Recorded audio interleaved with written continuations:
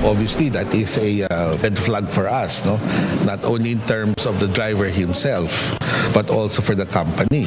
Meron ng 7 traffic violation ang driver ng truck na dahilan ng multiple vehicle collision sa Katipunan Avenue na nagdulot ng pagkasawi ng 4 na individual noong December 5. Naungkat ang record nito sa ginawang pagdinig kanina ng Land Transportation Office o LTO sa kanilang central office sa Quezon City. Humarap sa tanggapan ng LTO ang abogado ng kumpanyang nagmamay-ari ng truck na Hermano Oil Manufacturing and Sugar Corporation. Gayon din ang isang representative nito na kamag-anak ng may-ari ng kumpanya ng truck. Sa ginawang pagdinig, napag-alamang meron ng 3 overloading violation ang driver ng truck mula nang maging empleyado ito ng kumpanya noong 2021. Bukod dito, mayroon pang ibang mga minor violation. As of today, there is a 3 violation po for overloading yung assigned driver natin po.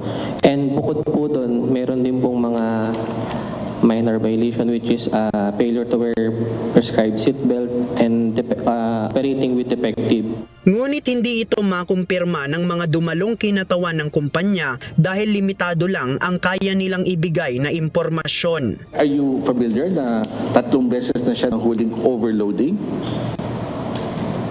No, Your Honor. Sa record ng LTO, ang unang violation ng overloading ay noong December 16, 2021 at hindi pa man nakakaisang buwan ay nasundan agad ito noong January 15, 2022 habang ang pinakahuli ay noong December 11, 2023. Isa sa iniimbestigahan ng LTO ang anggulo ng overloading dahil iginiit ng driver ng truck na si Richard Mangupag na nawalan siya ng preno. Ayon sa LTO, pwedeng dahil sa bigat ng karga ng truck ay hindi nito nakayanan ang bilis lalo't pababa ang flyover sa Katipunan kung saan nangyari ang aksidente.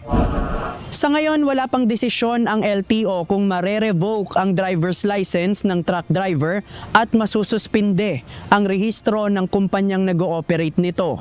Muling magsasagawa ang LTO ng pagdinig sa December 13 ng alas 10 ng umaga.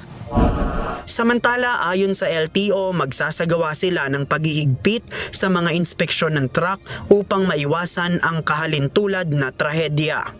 Kung kailangan, meron kami mga adjustments to be done as far as motor vehicle inspection is concerned, as far as apprehensions are concerned, i-adjust namin yung sarili namin. But at the same time, we want magkaroon na ng pusa itong ating mga stakeholders, yung ating truckers, because no one wants to have an accident.